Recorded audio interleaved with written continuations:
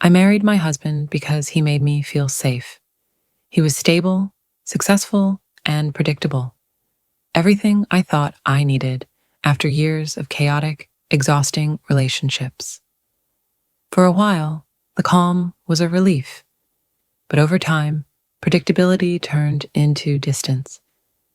We stopped talking unless it was about errands or bills. Touch became rare, intimacy, first robotic, then non-existent. I told myself it was normal.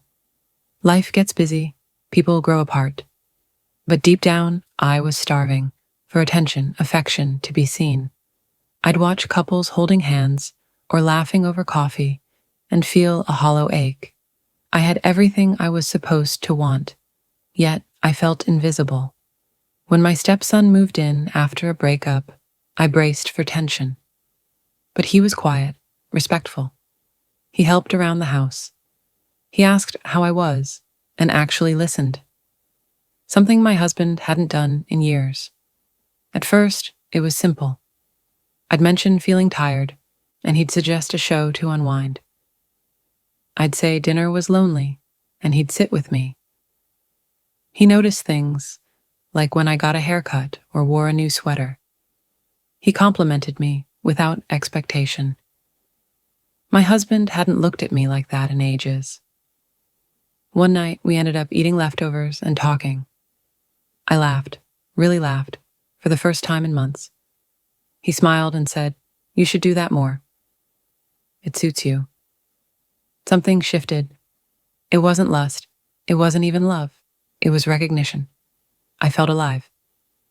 Then came the night that changed everything. My husband was away at a conference. I was heading to the kitchen when I passed my stepson's door, partly open, and heard a sound. Soft, then clearer. I glanced inside, not meaning to stop. He was lying shirtless on his bed, phone in hand, caught in a private moment. A woman's voice came from the speaker, breathless, unmistakably intimate. I should have looked away, but I froze. For just a second too long, I watched. Then shame hit me, but it was tangled with something else, something I didn't want to name. Back in my room, I sat trembling. It wasn't just what I saw, it was how I felt. Something raw and confusing had been stirred, and it stayed with me. The next day, I avoided him, but the image lingered. Worse, so did the feeling. The more I tried to forget, the more I noticed him. His scent after a shower, his low voice when tired, the way he looked at me, like I mattered. I started dressing better around the house. A little mascara, some lipstick. I told myself it was for me, but it wasn't. It was for him, for his attention. We never spoke about that night, but something had changed. Silence buzzed with tension. A thread pulled tighter each day. Then it snapped. My husband had just left after another cold, pointless argument. I was on the couch, wine in hand, eyes puffy from crying. My stepson came in, paused, then sat beside me. He didn't ask anything, just sat. After a moment, he said quietly, "You saw me that night, didn't you?" I didn't answer, but I didn't deny it either. He wasn't embarrassed, just calm, understanding. "You haven't looked at me the same since." I wanted to change the subject, escape, but then he touched my hand.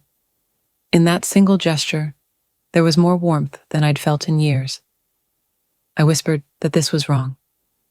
He nodded, but neither of us moved. "Then why are we both still here?" he asked. I had no answer. What happened next wasn't planned. It wasn't seduction. It was surrender. Years of neglect and loneliness collided in a moment. We didn't speak.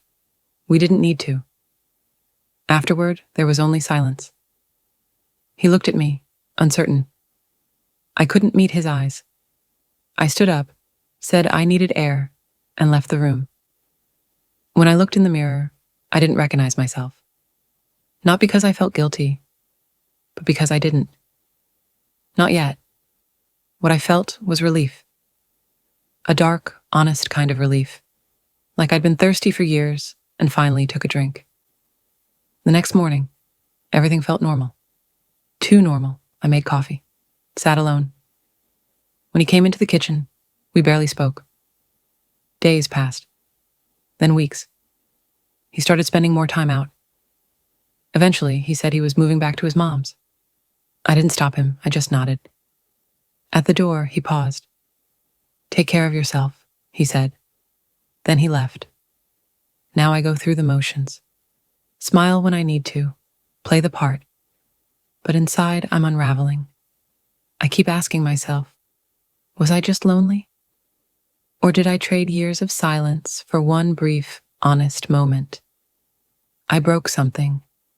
A marriage, a role, maybe even part of myself. And I still don't know if I'd take it back.